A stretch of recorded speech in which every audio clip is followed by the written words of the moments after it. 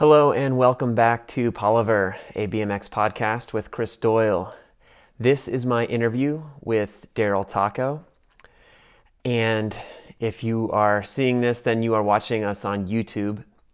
I never really cared to put these interviews on YouTube. It really wasn't on my radar, but being that I was interviewing Darryl Tocco down in Florida when we were there for Swamp Fest, he had all of his camera equipment and he thought we might as well just film it and see how it goes. So we're going on the YouTube platform. Now, not all of these will be filmed, but if I do have the means to do it, I will do so. I will film them. And I'm going to see what kind of response I get from putting these on YouTube. If people are really into them and I get a lot of good feedback, perhaps I'll have to invest in some camera equipment. So let me know what you think of watching these on YouTube. And I got to say a big thanks to Darryl for setting the whole thing up, and for also Chad Osborne, who was really helping us put together our little makeshift studio in our Airbnb down in Florida, and for kind of running the cameras while me and Darryl and J-Ro all talked and told Darryl's story. I don't want to spend too much time doing an introduction for Darryl because I feel like I introduced him 2 or 3 times during the course of the actual interview, so I don't want to waste too much time with that. I really hope you guys enjoy this. I had a lot of fun doing this interview, and it was probably the most fun that I've had doing any of these, and I hope that vibe comes through on the video and on the audio recording as well. So I hope you enjoy this. This is Darryl Tocco. All right, this is my interview with Mr. Darryl Tocco. Darryl, thank you so much for agreeing to do this interview and being a part of my podcast. This is also the first Poliver podcast that we're filming, thanks largely in part to Darryl and Chad Osborne, who's the DP right now and running the cameras. So thanks a lot to you, Chad. Shout out to Chad. Yeah, Chad. Also sitting in on the interview is J-Ro. Jay, myself, and Darryl have all been around the world and back together, and we have a lot of good stories together. We have some high highs, we have some low lows. So this should be a lot of fun. Jay's going to help me interject any kind of questions, any kind of stories, and help me fill in any gaps in my vast Darryl Tocco knowledge. I'm excited to be here, Chris. You don't have to be so cheesy. All right. So I thought about how I should start this whole thing off. Like if I usually do like an intro and then another intro, but being that we're all sitting here, I'm going to start this off by saying how constantly impressed and amazed I am about the BMX talent that has come out of the state of New Jersey. Facts. I think between the 3 of us, we could come up with 30, 40 names of dudes that have come out of the Garden State to make like a pretty big impact on BMX. Good bike riders, influential bike riders. And I think you, Darryl, might be the most unsung hero of that whole crew. Maybe the most underrated of that crew to come out of New Jersey to make an impact on BMX. So, again, thanks for being a part of this. Happy to be here. Yeah. Appreciate the nice words. Yeah, of course. So I have a hard time picking and choosing where I should start these podcasts off, because a lot of times you just want to start in the beginning, like, oh, how'd you get on a bike, or what was your early childhood like, or whatever. But I kind of want to start around the time period where you came into BMX, not in your first BMX bike or anything like that, but when was the time like you were starting to get like passionate about it, when BMX starts to consume your every other thought? Like what era would that have been in BMX? I think around the time of like standard domination, which I would imagine it's probably like 99, 98. Does that sound right? Yeah, that sounds right. 1998, I believe, is when Domination came out. Yeah, that was about the time where I was like starting to see videos, really like paying attention to like pros, seeing what everybody was doing. Because I didn't really have like a big window to it, to like BMX as a whole, until I saw that video. So I think, yeah, around that time is when I was like, oh shit, like I'm gonna like start paying attention to these guys and what's going on, and like, yeah, that video was like a pretty big deal for me. Okay. You posted this photo on your Instagram recently, and you're on like an S&M dirt bike. It looks totally like a mid-school era of Yeah, BMX. yeah. Is it right? Is it a dirt bike? It was, yeah. And you're just like this tiny kid in the woods, Yeah. like amongst the trails. Did you start out like riding trails primarily? Yeah, just the same bullshit story that everybody has, like jumping the curbs in the neighborhood and stuff like that, and then kind of starting to build little jumps of my own. And then I guess just from being around like the town and stuff, starting to meet a couple guys from other towns, we realized like there's a lot of kids that ride BMX around here, and started getting invites to other people's trails, and I was riding my bike 12 miles a day to go ride at these trails called Clover, and then Magnolia. So yeah, that was like those days when I was like really becoming passionate about it. All I cared about was jumping trails. Oh, that's great. Who would have thought that, being that you're such an incredibly talented ramp rider and street rider, that it's funny, like trails really, I think, is a good building block for so many people Yeah, to absolutely. get into different avenues of BMX. You can always see in the guys that really shred that they came from some type of racing or trails background. The bike control just... They have that look. Right. It's just, their stuff looks different. Yeah. So yeah. Well, I hope I'm not skipping too much, and if you want to go back to something that you feel we should touch on, please do so. But was Bad Timing your idea? Well, first explain what Bad Timing is. Is it a clothing company? Is it just like your crew, or? It was just a crew, but we happened to be friends with my buddy Ryan Vanko, who's a super talented artist, and once he kind of like got on board with it and was like, yeah, I'd like to help you guys out with some designs and stuff. And because me and John Rye, basically, I don't know, most people know John Riley. He's like my best friend in the world. We were probably 18 or 19 or so, 17, something like that. And he approached me one night, was like, hey, you want to like start like doing t-shirts or something? And I was like, yeah, sure. Like he just wanted to do something. He wanted to do a little project, and it worked great for me because I always was into filming, and I had this crew of dudes that were unbelievable. Like all my friends from that era happened to be like ridiculously good bike riders. Well, yeah, and we'll get to the videos in a second, because I remember the first time I saw the first Bad Timing video, I'm like, who's this crew? Right. Like all these young guys out of New Jersey. Like you mentioned, you'd always been into filming. Like, was that something you were into before you got into riding even? No, it like coincided. I started going to the trails and seeing dudes had video cameras every once in a while, and I was like, whoa, that would be sick. Like to come home and like watch the squad ride and like watch footage of yourself, try and like improve, stuff like that. Because I always wanted to see what I actually looked like. Like, sometimes things feel good, but they look absolutely terrible. And I always wanted to like come home and watch that footage and see what, how everybody looked. And I don't know, I just became like really fascinated with the video stuff. So yeah, as I got a little bit older, it kind of like became like more of an obsession where I was like, no, we have to be filming like all the time. I feel like that's tough. Maybe it would be tough for me, but I never wanted to put my bike down. And I always thought it was crazy. Like our guy was Will Stroud. Right.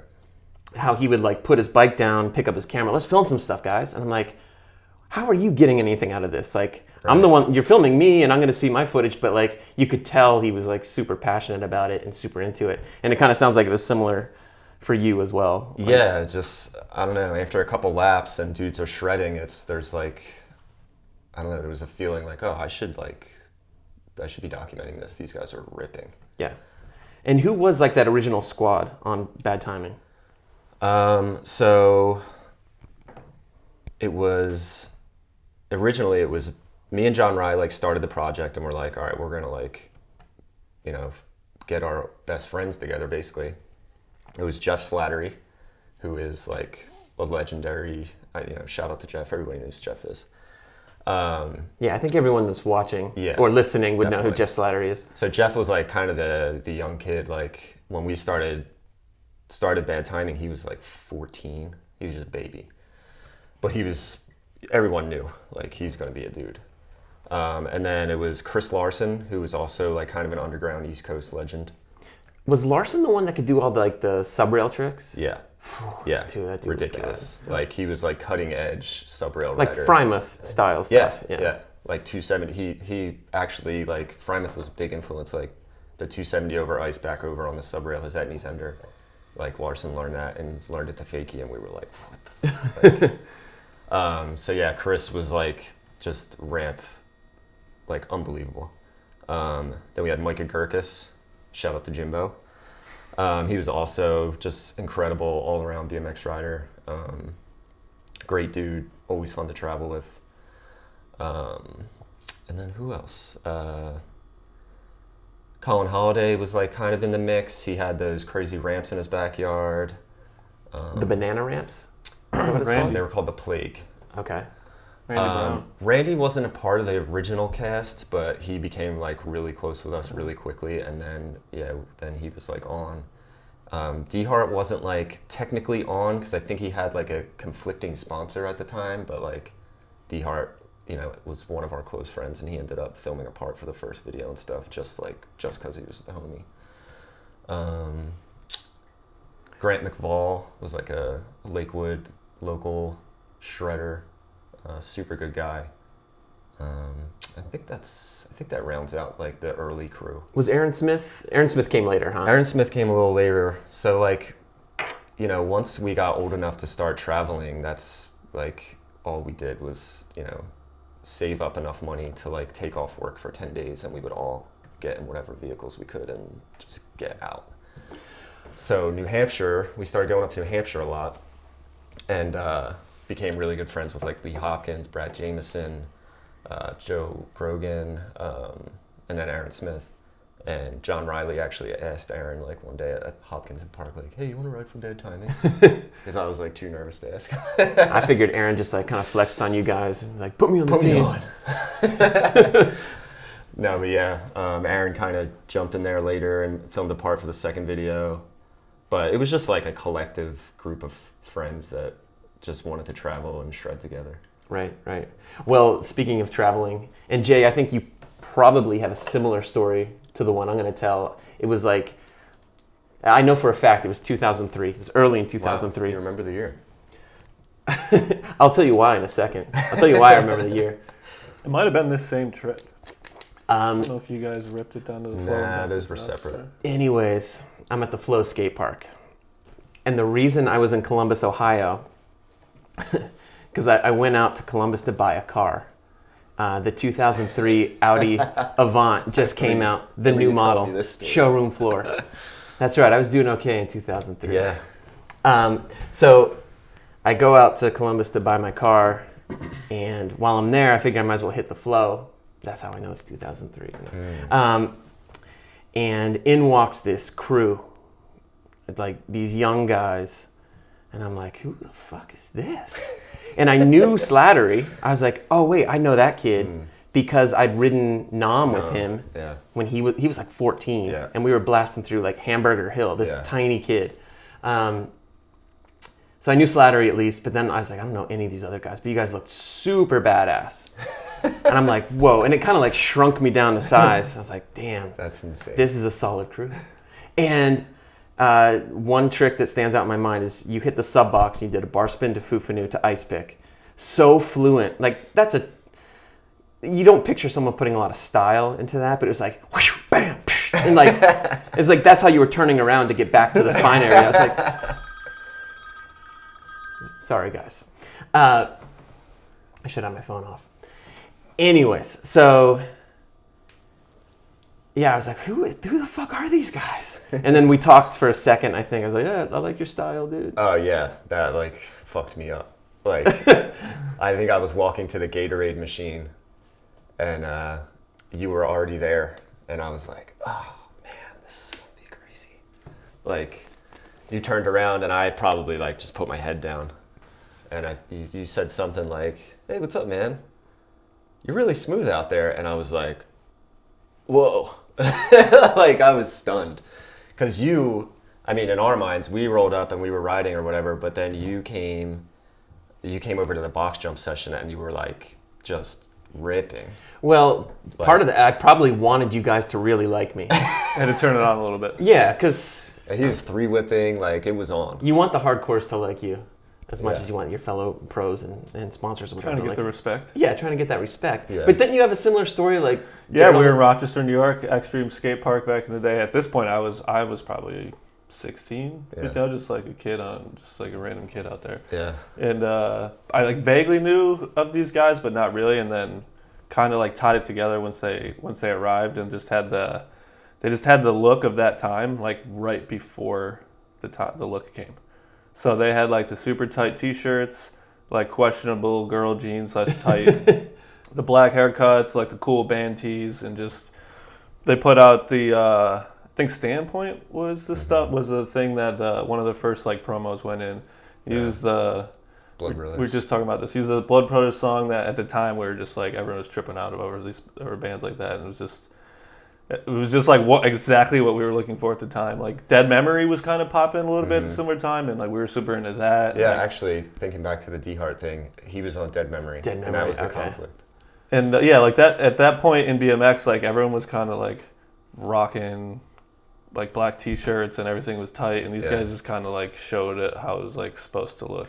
Well, so you can see what we're doing. I'm trying to set the stage for like how badass the bad timing I was like, for me personally, not to skip too far ahead, but it was very influential, like in influencing on me personally and the entire Rochester scene at the time, to like go on to do what we all did after that. That's like, hilarious. It's funny how you said like they were like they came into the skate park. Like now looking back, it looked like they kicked the door down, and like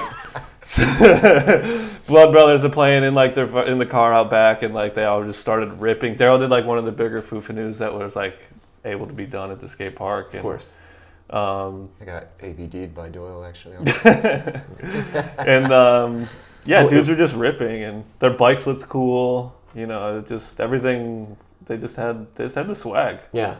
Well, that's true. Like even when it comes to music, it seems like you're always a step ahead of everybody.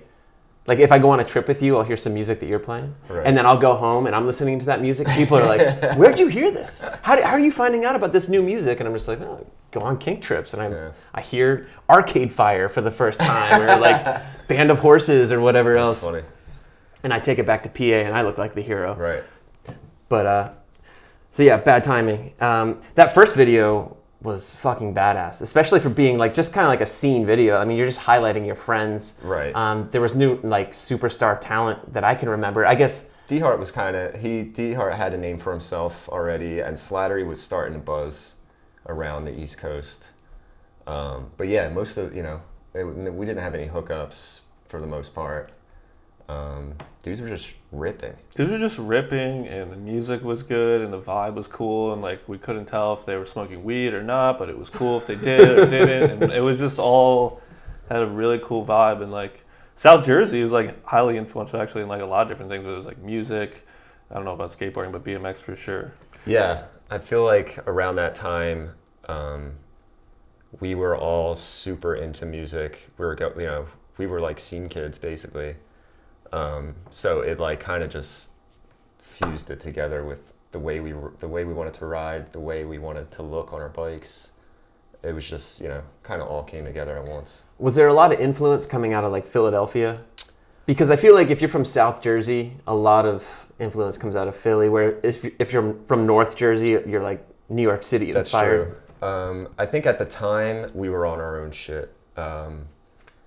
That's the best answer you could have given. Philly had their thing going on, and they had a couple parks, and we were down with all those dudes for sure, but like we didn't look like those guys. I'm thinking of guys like Dave Belcher and Joe McIntyre, rest in peace. Pat Lachlan, like those guys were all our homies, but we were kind of on our own little thing. So yeah, I think just that time at that place, it was just kind of a perfect storm of like talent, music, the ability for us to take off work and travel, me wanting to film, it was just like, yeah, we were just kind of doing our shit. That's right. It seemed like it was all super organic. Yeah, super. 100%, Like, yeah. When you watch those videos, that's the feel you get. that's cool. Is that like there was no outside influence? Like you guys were It's fully vibe driven. doing your own thing and just promoting your scene. Like these are my Right. friends. This is my scene. This is what we do. Yeah, nobody was trying to make some big statement about like, yo, you need to sponsor us or anything like that. We just liked traveling together, and I liked making videos. So Okay. Now, Jay, did that first introduction to Darryl and then this Bad Timing crew and the Bad Timing video, did that have a lot to do with him getting on Kink? Yeah, honestly, it had everything to do with him getting on Kink. This was 2006. 2006, when we were putting like kind of a new squad together. He was, and I became the team manager and kind of had the role of picking out certain guys. He was the first guy that I thought of immediately, and it was solely because of how much like respect and like admiration I had for what they were doing with their squad, because we had the same thing going on in Rochester, except we didn't film, we didn't look like we went as hard as they did at the time or whatever, but we were just like could identify so well with that, and I could tell like these guys get it for what I like I think this would be really cool, and it ended up being the pretty much one of the main reasons that I knew he's a good bike rider and everything as well, but I just knew that he saw things the way that we saw them as well, I think. Wow, that's rad. Yeah. I don't know if there's a higher compliment than that, like for someone to recognize that and acknowledge that. that's really cool. I appreciate it. Now again, I don't want to skip too far ahead, but so Bad Timing 1 came out. Did you get on Kink before or after Bad Timing 2? Just before. So we were like kind of starting to wrap up filming on the second one. I think I have a Kink in like a few of the clips actually. But yeah, Jay called me. I was working at a restaurant at the time. I was actually really surprised at how old you were because I had no idea. Yeah, I remember telling you and you were like, oh. I was like, wow, you're like 4 years older than me. not 4 years older, but I was like, damn. Yeah, I got the call one day, completely out of the blue, and he's just like, yeah, I'm Jay, I work at Kink, and we want to send you a bike. And I was like, yeah, right on. Like, Kink was, as we all know, was going through a weird patch at that time. Yeah, it was pretty low key at that time. I didn't even know what was going on over there, if it was still a brand or whatever. But I was excited.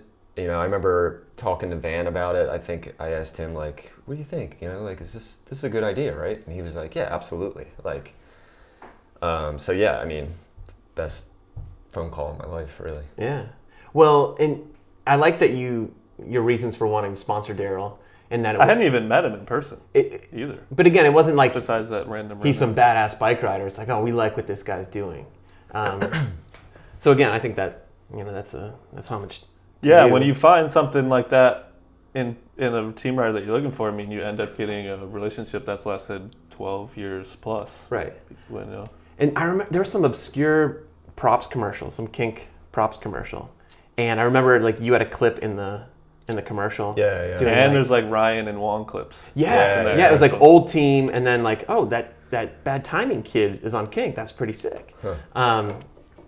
I just remember seeing that. It was like kind of an obscure memory that I have of that was like seeing you like getting sponsored. I like couldn't believe, like I thought, I guess I ride for Kink, but I just have a free bike. Like I didn't know what that meant. I have, this was my introduction to like anything post, sponsorship. So I had no idea how this shit worked. Mm-hmm.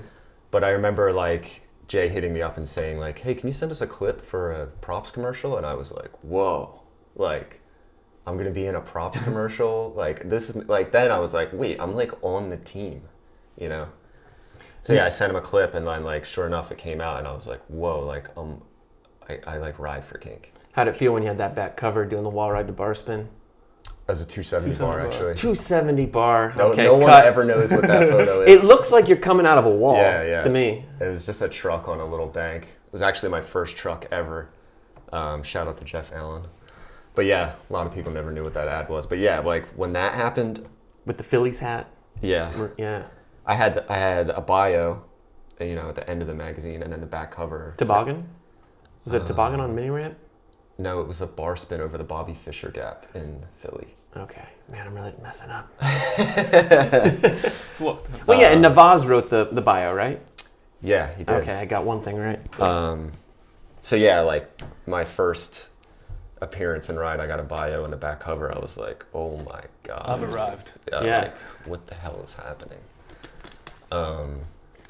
So yeah, around that time also, Navaz was really like looking out for me and my crew, and like invited us on our first ever magazine trip for Dig, which that blew our minds. That's when you guys went to Florida, is that right? We went to Austin, actually. Okay. Suicide to X Up. That's right. Okay. Me and Larson were invited on the trip, and then John Rye's stowaway just snuck on the trip and like was in the back of the van.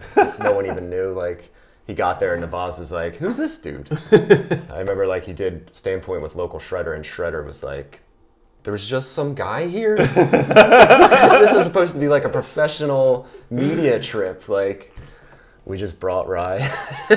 Oh my God, that's awesome. But yeah, Navaz always looked out for me and looked out for our crew. Like he gave us a bad timing section in Standpoint 6, which we all went like super hard for. And then he, ultimately ended up asking me to film a part for Insight, which was like a huge door opener for me. We'll get to that part in a minute. Okay. Well, we can But get to yeah, it now. shout out to Navaz. Like Standpoint was pretty integral in like showcasing you guys in a really cool way, because at the time Yeah. Standpoint was super cool. Yeah. And was putting out like really cool stuff that was showcasing people and like Yeah. this is what's happening here dude. and there. You could watch the commercials in those videos and you would see a dozen other crews that were just like ours, ripping just as hard. It was so sick. Yeah. So to see that squad represented in that video series like that, and then they were like crushing it, obviously. Yeah.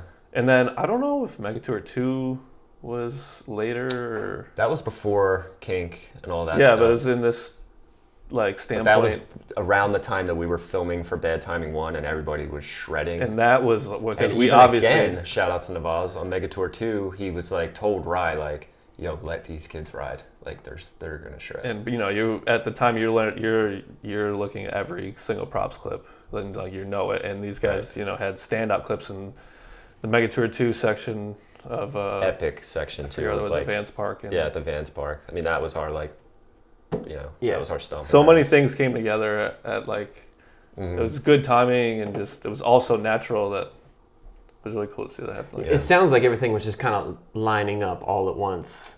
Yeah.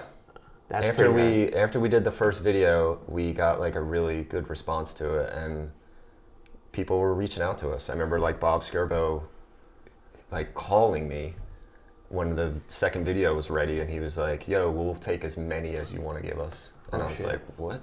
Like, what does that mean? What kind of number? And he was like, how about 500? And I was like, like, we were stunned.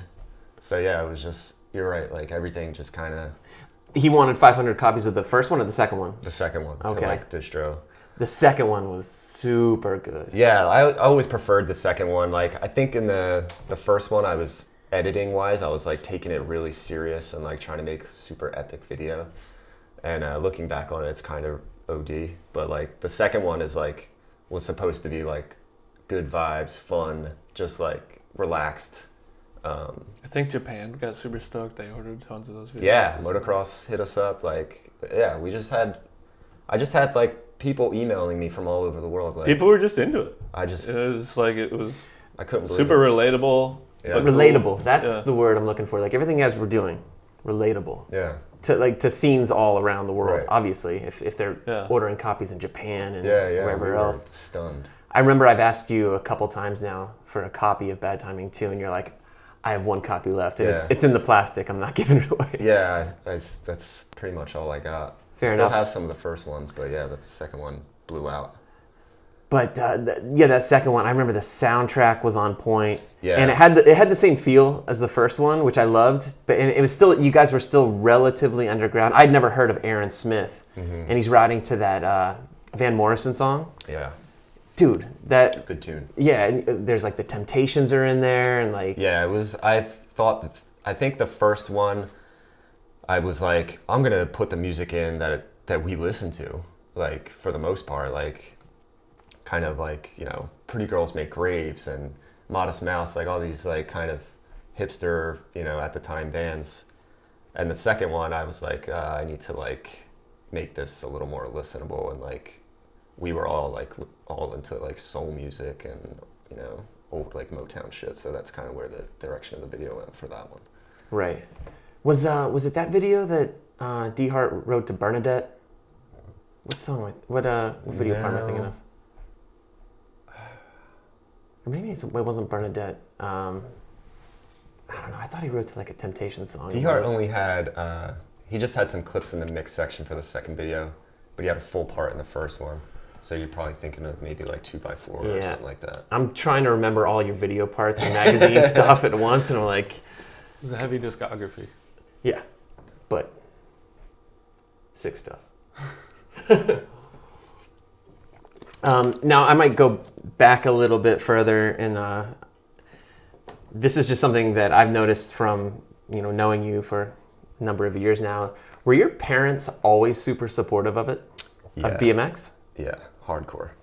And the reason I ask it like that is BMX is obscure to the outside world, and especially to like our parents' generations. Right. So when you tell your parents a lot of times, you're like, I'm going to get into BMX, and they see that you love it, and it's hard for them to understand because it's like, well, we bought you this bike as a kid, right? And that's what little kids do. They ride bikes, but you're going to grow up and continue to do this. Were they always into it?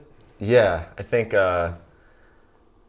they could see that I was like really starting to get into it, and it was such a new world to them. They had no idea how to respond to like me freaking out about this shit, So I remember like my dad bought me a bike from Toys R Us, like some crazy all chrome goofball bike, and I broke 2 of them in a week jumping the 5-stair at the school next to my house. And my dad was like, what's going on here? It was a $150 bike, like what is this supposed to last? And I guess, things just progressed they could see how passionate I was about it, and they were just down. They didn't have a lot of money, but like they made sure that I eventually got like a proper complete. And I mean, from there on out, like they were always down. Like I gave up, a promising baseball career as a kid. Like they were, I just dropped everything, and they were just like, yeah, do it. Like if you're into this, we're into this as well. Yeah, they were just down. And I think as a kid, especially in your young adult years, I don't know if there's anything more important than that, is for your parents to be supportive of what you're into. Yeah, it doesn't matter what it is. I think if you see that passion in somebody, you need to nurture that and let them see how far they can take it. Right.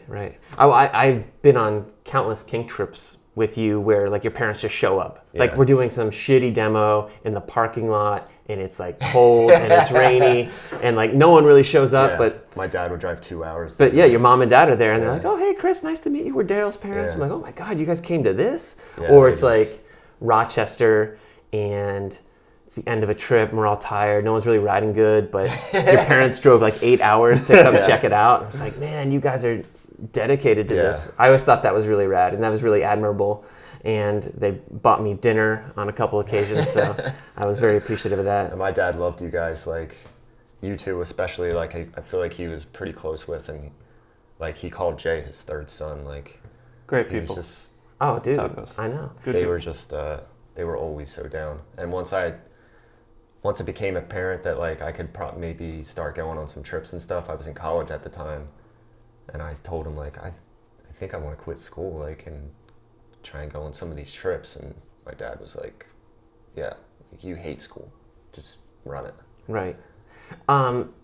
Your dad owned a contracting business, is that right? Mm-hmm. And I remember asking you, I was like, oh, is that something like you'll eventually take over, you or your brother? And I think you, and I might not be getting the words totally correct, but you're like, no, like he wants me to blaze my own path. He wants me to like do my own thing, because that business, that's hard work. Like I'm sure like. Yeah, there's a lot of work, a lot of frustration. I mean, he's he dealt with a lot of bullshit, and I think once I started that path, like where I was like, oh, I can make a career out of this, he couldn't have been happier. Like, that's awesome. he didn't want me dealing with the bullshit that he dealt with, his whole life. So yeah, he was always stoked on it.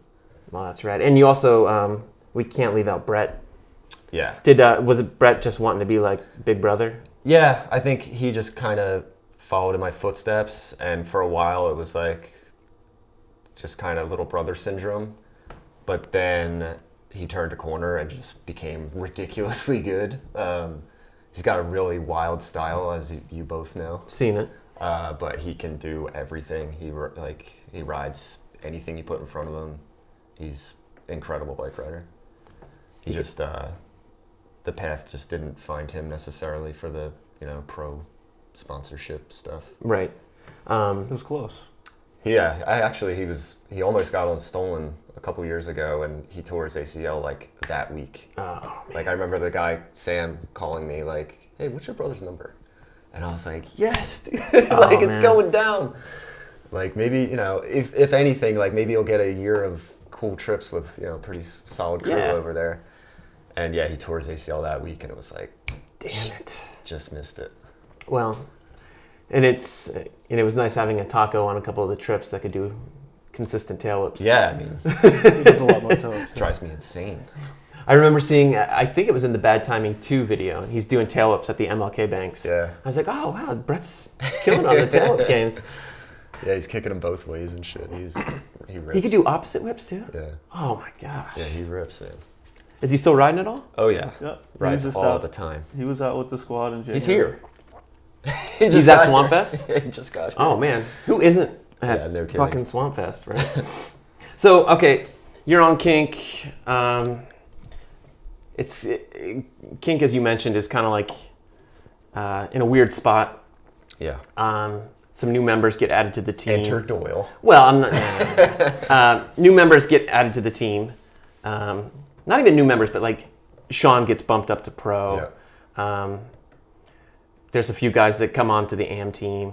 We start traveling. Was part of, I think I know the answer to this, was a part of your motivation for bringing Darryl on Kink, was any of that influenced by his filming and editing? Honestly, it wasn't at first, but it was, because without realizing like he's gonna be this guy that's filming everything in a couple of years, I wasn't exactly thinking that, but I knew that like this guy was gonna be a guy that's gonna come in and like do something important for us. He was doing it already with like his crew, and I guess I didn't even realize as much like who was actually making the videos at the time and who edited them and who was holding the cameras and whatever. But shortly after we became closer, it was like, I don't know if I remember if it was slow or not, but like I feel like you weren't filming as much. It kind of happened slowly. But then when we decided to do safety first, it was like kind of all in, like, oh, you're gonna make this video first now. So then you're putting that double pressure on him to like film a full video part and film the entire video. Not even pressure. I mean, it wasn't like, it was just an idea at first. It was like, hey, we're thinking we should make a video. Like, would you want to make it? And I was like, absolutely. Because there wasn't really times where you like had a camera bag on trips. No. We were filming props trips a lot, so they had a filmer on Yeah. trips, or we were, I don't know what else we were doing, shooting articles or magazines or whatever. But until we did that full length, he wasn't like camera Darryl. No. He was just like he fully got sponsored by Kink to be a professional bike rider. Right, You know? right.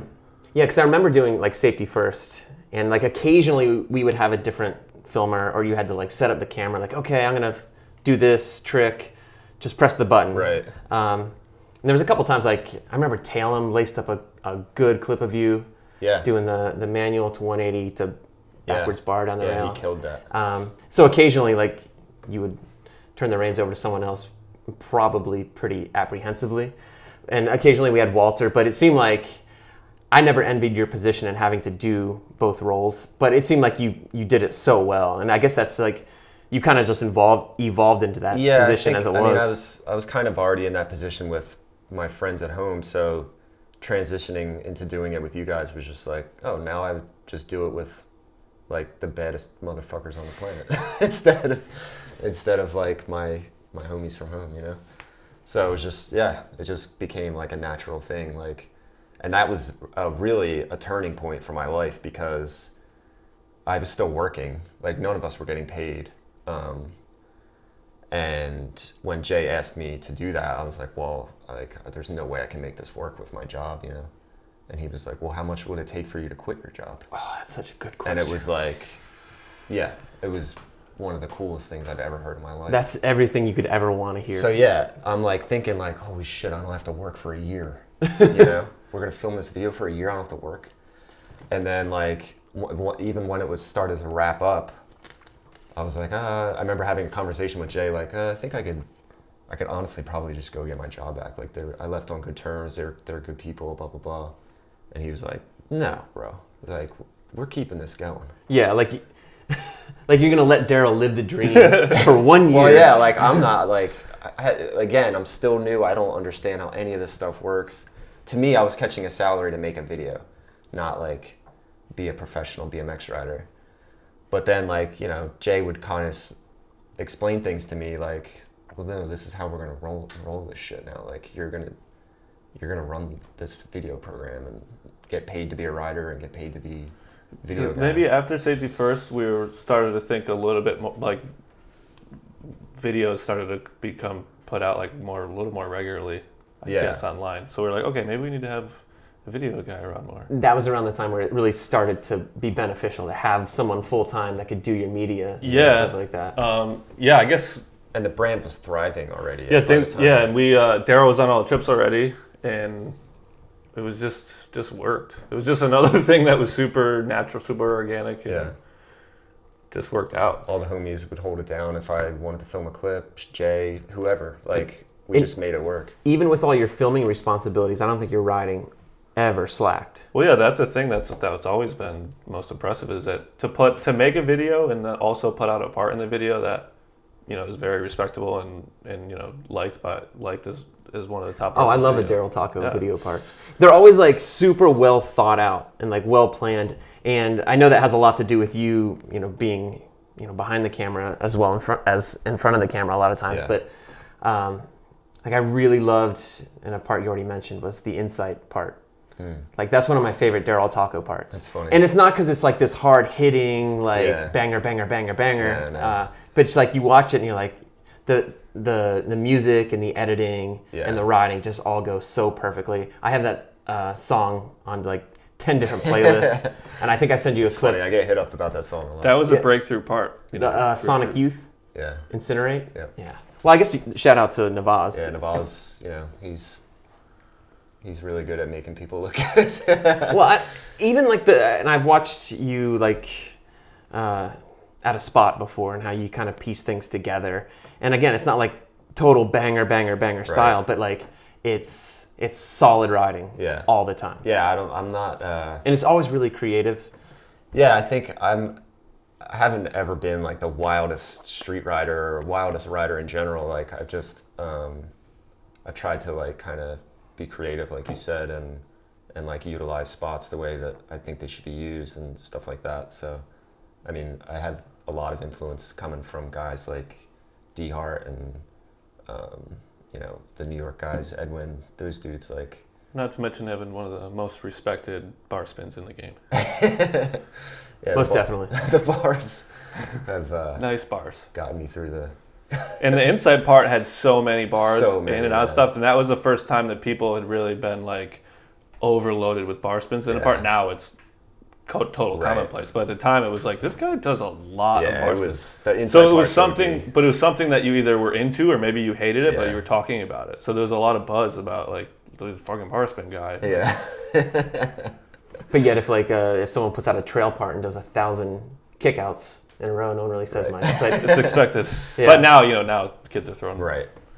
But yeah, no, I really wanted to mention that part. I mean, I know you've put out, you know, a lot of video parts, but that part in particular. That's funny. It's like honestly one of my least favorites. Like, I feel like I was still kind of coming into my own style and like kind of going slower and just like I remember like my gear was kind of off. You were just like halfway. You're like 1 foot out of the door of your old life. Yeah, but exactly. like still had some of the same wardrobe. Yeah, I mean, I was, buying jeans from Walmart and shit. Like, I was just a broke restaurant kid. So,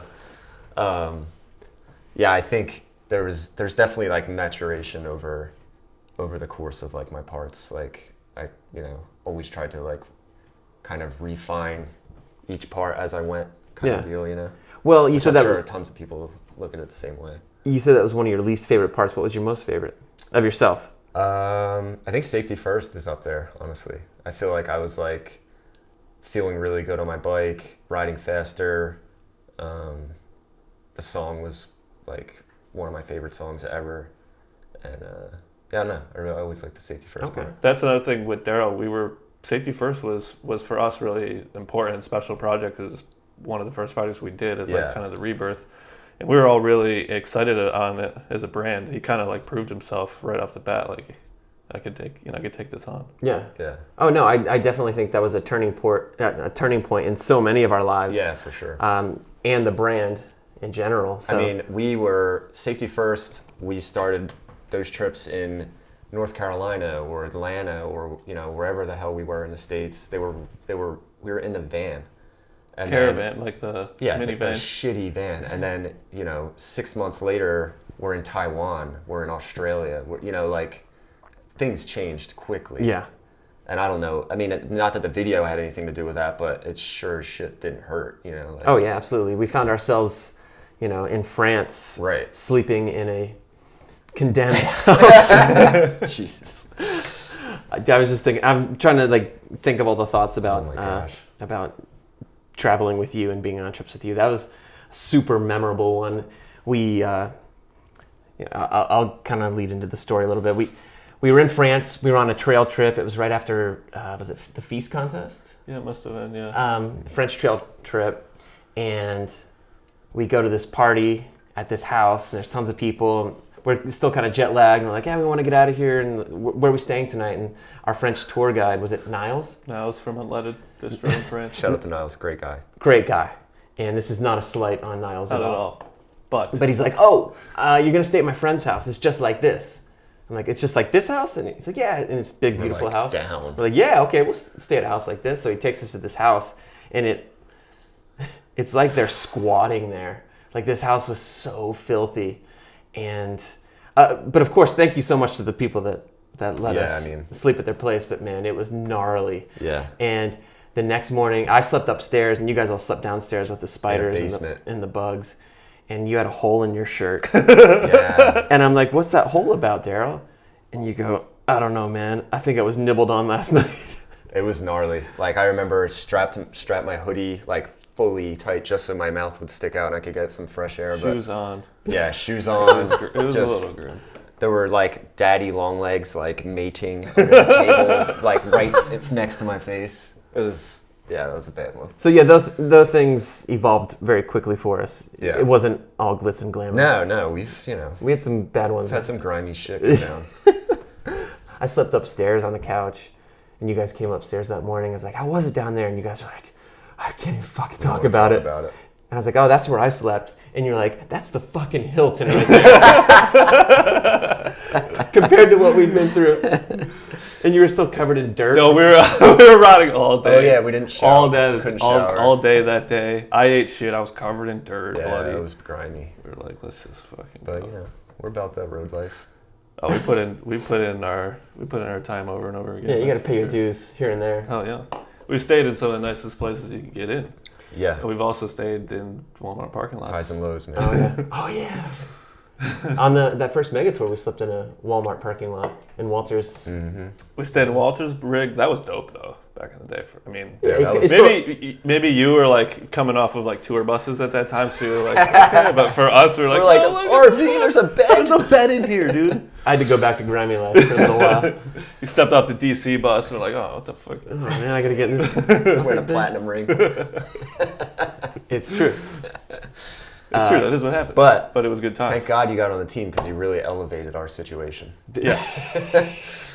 I remember like there would be non-Doyle trips and we'd be like at the Super Anything 8. goes. Doyle comes on the trip. We're like, Yeah, we're staying at the Four Seasons. Oh, jeez. I didn't know that. No, not really, but it definitely helped. Gotta protect Doyle. Oh, Jay never wanted to like disappoint, Doyle. Gotta keep the quarterback happy. I was a team player. Oh, Absolutely. Big time team player. Remember when I rallied all those people to watch you do that rail at that campus in Oregon? He was figuring out how to do it in the streets. I'm pretty bummed on that, actually. I'm sorry. Huge rail, and I'm like, and all these college kids are walking around in pajamas for some reason, and they're like, "What's going on here?" I'm like, "My buddy's gonna do this rail. Come on. Like huge rail. They were sweating bullets. High, Yeah, long. I was shook. Yeah, and you ate shit and you threw your bike at a car By accident. and then we maybe I shouldn't talk about it. Maybe there's a pending lawsuit. We settled We it out of squashed court. it. Oh, okay. We set up some t-shirts. Everything was okay. It was well documented in that props issue. Yeah, okay. How many houses have you guys lived in together? I just thought about this yesterday. 5. Was it really 5? Yeah. So you moved from New Jersey to Long Beach, Long Beach to Austin, Texas. We were in 3 different houses in Long Beach together, and then we moved to Austin together. 2 houses there. 2 apartments there, and then Jay. Then the third bounced. house, there was actually I had the room at because we had Sean's apartment, our apartment with Laura, and then the house. The house? The house, yeah. Oh yeah, you were kind of. I had a room there for a year. Yeah, that's right. I wasn't there, it was like I was transitioning and moving around. So 6. Damn. Yeah, we spent a lot of time together. By common law, you guys might be married. Almost. Yeah, because we'd be going on trips, obviously, constantly, and then we're not on trips. We're just roomies. Yeah. Yeah. We've only managed to piss each other off a couple times. Right. Like anytime Jay's behind the wheel of a car, and put your life in danger. Now this is a funny thing that I thought about when I was writing down my list of talking points. I was on a trip with you, and Biz had just put out a video part, like something online, and I'm talking to Biz about his part, and I'm talking about something, and you say in the background, you go, "Hey, tell Biz I liked his part."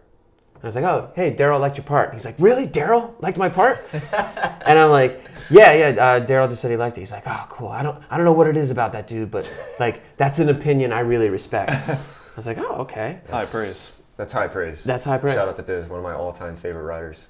Yeah, and still doing it. Still killing Still it. one of my favorite riders. He's older than me, and he's still like Still looks good. Super original style. He's killing it. hanging in the street game, and like his setup. He still has like a dirt jumping bike. Yeah. But this is a good segue. Still a straight cable? Yes, straight cable for life. But slinging nice bars. Nice the bars. best bars. He might rival Darryl and one of the best He's bar got swings a of all mean time. bar. And he has a huge hop. Yeah, oh yeah. So much pop. So powerful. So we all agree that we like Biz. We like Biz. Love Shout Biz. out Biz. Shout out But Biz. we're talking. Speaking of like bike setups, like you're still running a gyro Yeah, my bike's ridiculous. and 2 pegs. 2 pegs, cassette, gyro. It's absurd. My bars are like 8 1/4. It's just like couldn't be further off from what's going on. But it's comfortable. It works. Yeah, I mean, I don't know. I never cared to switch my shit up. Like, I don't think you should switch who you are just because people are, following some new trend. I think it's kind of silly. And I think people have ended up, looking pretty ridiculous in hindsight. Even though I look ridiculous now, but. As long as you're still putting out solid clips, I don't think it really matters. If you still look good on that bike, then you're, you should be confident. I came out to Cali, and you guys were living in Long Beach at the time. And I got there, and you were just coming home from San Diego. And Aaron had asked, Aaron's like, "Oh yeah, Darryl took his brakes off." I was like, "Oh really?" But when you came back from San Diego, I think you had your brakes back on already. And I was like, "Darryl, I thought you went brakeless." And you're like, "No, I put them back on." Yeah, I'm like, "Why?" You didn't like being brakeless? And you go, "Worst fucking day of my life." Well, I remember we rode street for a week or so, and I was like, "Oh, this is pretty sick actually. Like bars come around really easy," and I was pretty into it. And then we went to OB in San Diego, the park, and I was like a fish out of water, man. Like without the foofs and all the stuff I like doing, I was just like, this sucks. And yeah, I still like doing all that stuff. I always, I filmed a 540 Hurricane last week. Like I still love that shit. And you do that trick really well. You pop out of it nice. Thanks. Coming yeah, straight. I want to do that stuff forever. I'm not willing to give it up just to look better. Right. Nor should you.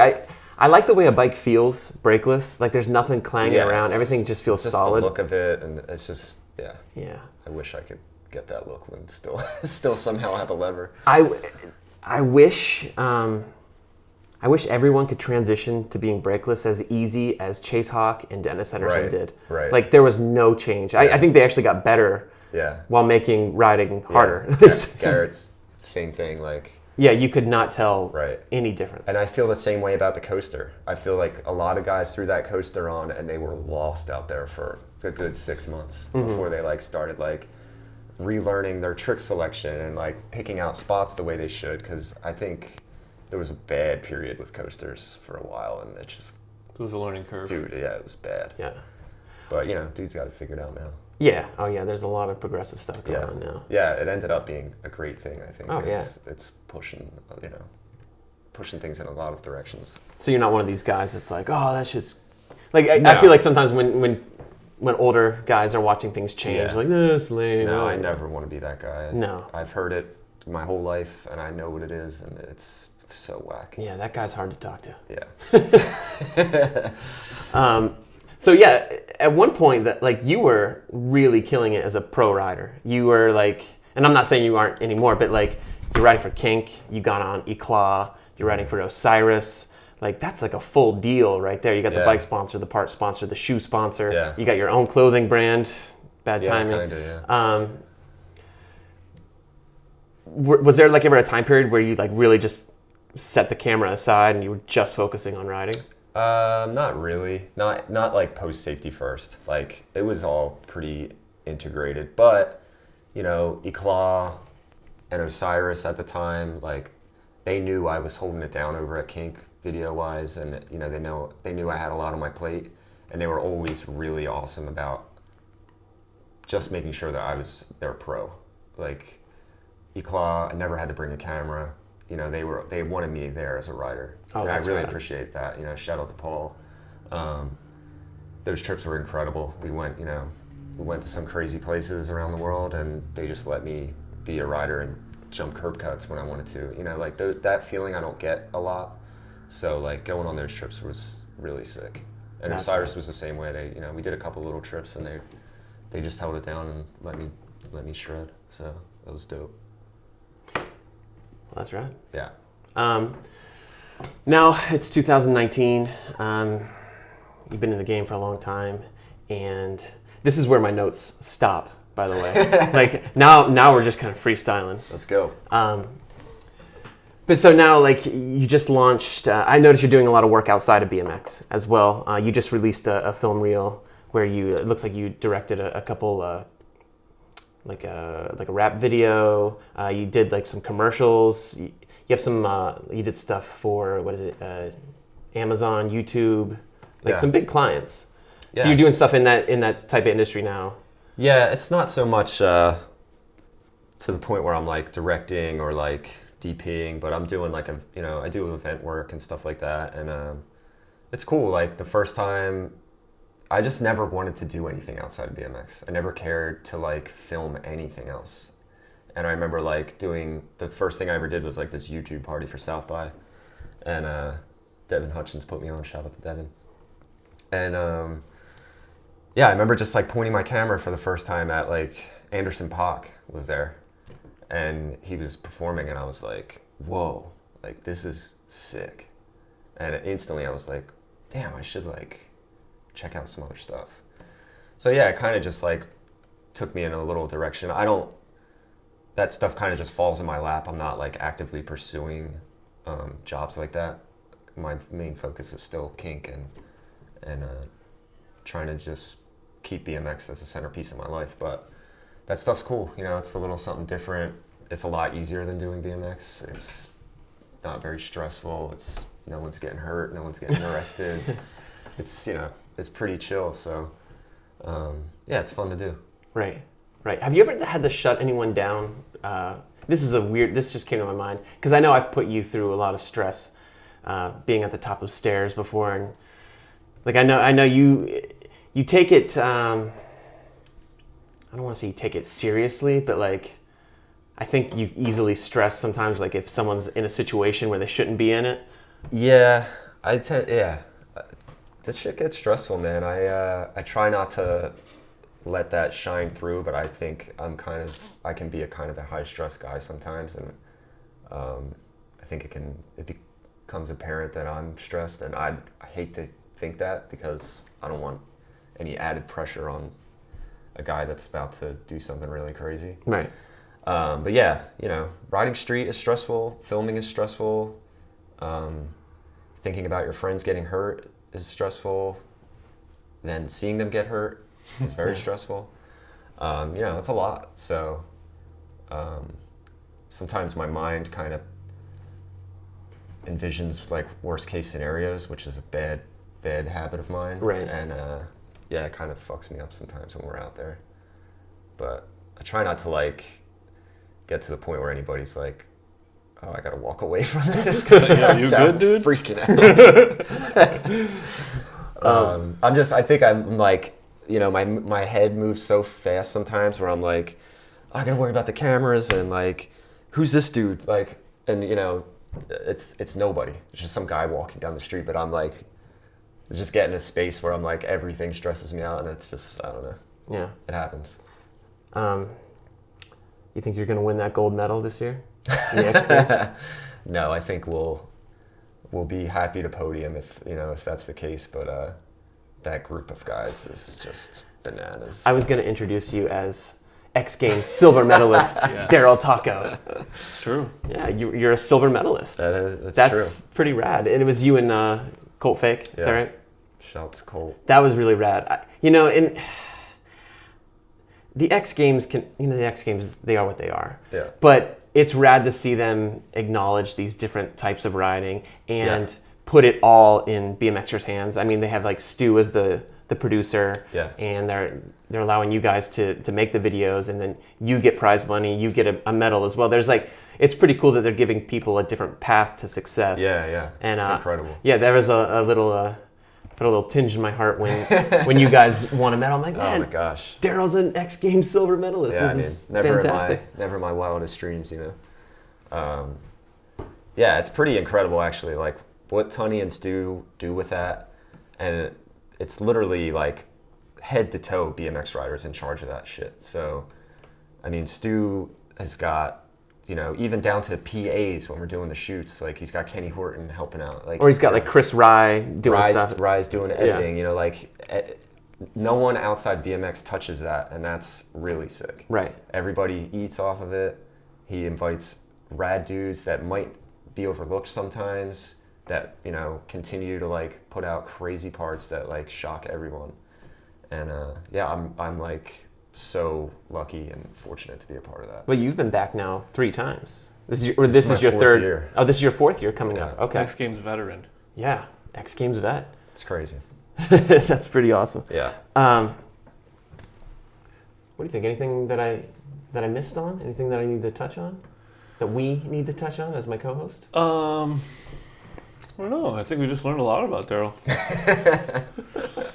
Anything in particular you want to touch on? No, I think that was a pretty good list you had there. Okay. Who's your least favorite rider to watch right now? Your least favorite? Right now. No, don't answer. I said least favorite rider. Yeah, I can't. Well, who do you think's doing it right now? Who you feeling?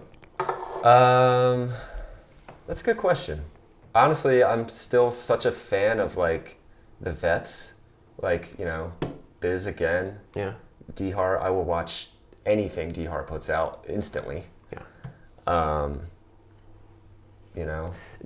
D-Hart, I think both you and him, I think, are cut from the same cloth. Like when I watch him ride, I see a lot of your riding, but like just the creativity and the stuff that like I don't see that he sees. He sees like a little curb cut that he can launch off of, and like, yeah, you could just watch him cruise down the street. Yeah. And I mean, no one makes that shit look. No one makes BMX look the way that D-Hart does, and he's probably like my biggest influence ever. That's rad. He's just got it. What's it been like going from filming, the version of the Kink team of the last decade or so, and then now we're on trips with almost a new, like a fresh face squad. Yeah. But you've been there for the whole time. Yeah, it's crazy. You're stoked you don't have to go to the trails anymore? Yeah, I guess not. There's not a lot of trail sessions. No, honestly, I would love to be in the trails. Like, that stuff's sick. I love being out there. But, you posted a clip the other day, and you were at the. I was helping Ashley film some relic stuff. We were out at night this past week in Raleigh. Yeah, we're filming at night this week. It's like, whoa. It was cold and dark out. We were just out there. Just grinding. That's hardcore. Yeah, it's sick though. Like, it's such a different vibe. Yeah. But I feel like just this year, like, that family that we had forever, it's starting to feel like that again. Yeah. You know, everybody's like really compliments each other in that van right now, and it was hard to imagine a life after that squad. I just thought the that safety would be the first end. squad. Yeah. Where could we go? I'll find something else to do. But these guys came in and just crushed it. Like, they're the coolest dudes. They're hilarious. They all get along. They rip. Like, some of the most talented BMX riders in the world are in that van.